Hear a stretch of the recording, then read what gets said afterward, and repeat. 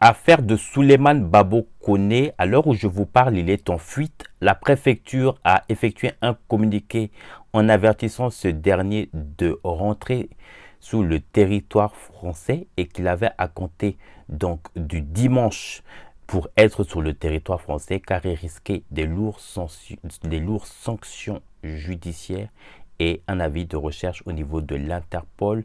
Alors, moi, j'aimerais aussi comprendre quelque chose parce que l'avocat nous a fait comprendre lors de la délibération du procès qui s'est effectué au dernier jour donc de la séance, donc le vendredi, donc 7 mars, que ce dernier, Souleymane Babo Koné, était libre. Alors je ne comprends pas comment on peut être libre et puis effectuer une fuite en quittant le territoire français.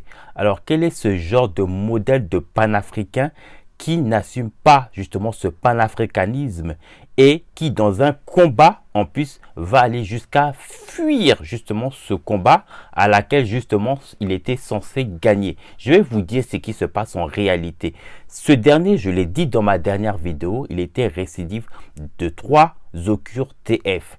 Donc il n'était pas censé être sur le territoire français. Au-delà de cela, il était sous résidence surveillée.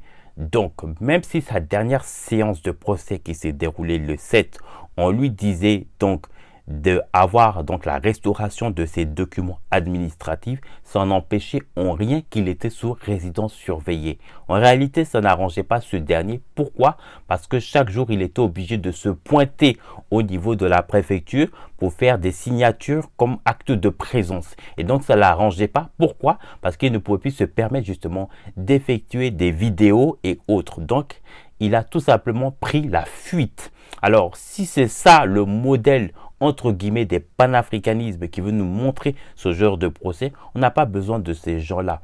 Et c'est une très mauvaise image pour nous les Africains. Vous savez ce genre d'action, ce que ça va avoir de représentation, même pour les exilés ou pour les asiles politiques qui vivent à l'étranger et qui ont des documents qui sont en cours au niveau de l'administratif. C'est une très très mauvaise image que en plus, pendant qu'il y ait un procès de délibération à laquelle en plus ce dernier est libre, l'avocat soit il nous a menti lors de la conférence de presse et que ce n'était pas réellement le communiqué qui le dit, puisque de toute façon, il y a la préfecture qui effectue que soi-disant en tout cas les sanctions qui étaient à l'encontre de ce dernier n'ont pas été respectées. Ça veut dire que l'avocat n'a pas dit toute la vérité de ce qui s'est passé aux médias de presse. Je l'ai déjà dit encore et je le répète, je l'ai dit dans ma dernière vidéo, évitez d'avoir ce genre d'avocat. Si vous avez des avocats qui ne sont pas l'honnêteté de vous dire la vérité, c'est très dangereux et c'est très nocif. Je dis un grand merci à l'État de Côte d'Ivoire de ne pas avoir prononcé sur ce sujet. Parce que si l'État de Côte d'Ivoire avait mis justement cet avis donc à ce que ce dernier puisse retourner sur le territoire français et que sur le territoire ivoirien et que par la suite qui est justement qui soit débouté par ces procès, justement on aurait accusé justement l'État de Côte d'Ivoire de participer. Donc Dieu merci que au moins là-dessus ce soit clair et que c'est, je le dis, un manque de responsabilité. Et ça je le dis, toutes ces personnes qui cautionnent ou qui défendent cela, je vous le dis, vous devrez avoir honte parce que c'est une très mauvaise image et qu'à compter d'aujourd'hui, je peux vous assurer que tout ce qui va concerner les personnes qui sont en situation irrégulière ou même en asile politique ou autre, ça va être vraiment très mauvais à voir parce qu'on a des nouvelles hommes politiques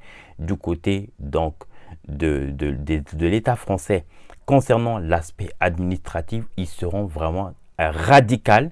Et ça, c'est justement avec des gens comme les Souleymane Babo Koné et toutes ces personnes qui l'ont défendu pendant tout le long de le procès en sachant qu'il a posé un acte qui n'est indéfendable. Ce dernier, en plus de cela, il n'assume pas justement en plus le combat entre guillemets qu'il a mené puisque la finalité des choses, il a pris la fuite, donc ça perd même l'essence en réalité de soi-disant ce combat qui menait de panafricanisme. Donc moi je le dis, surtout n'oubliez pas de vous abonner, à liker et à laisser un commentaire en bas de ma vidéo. Merci.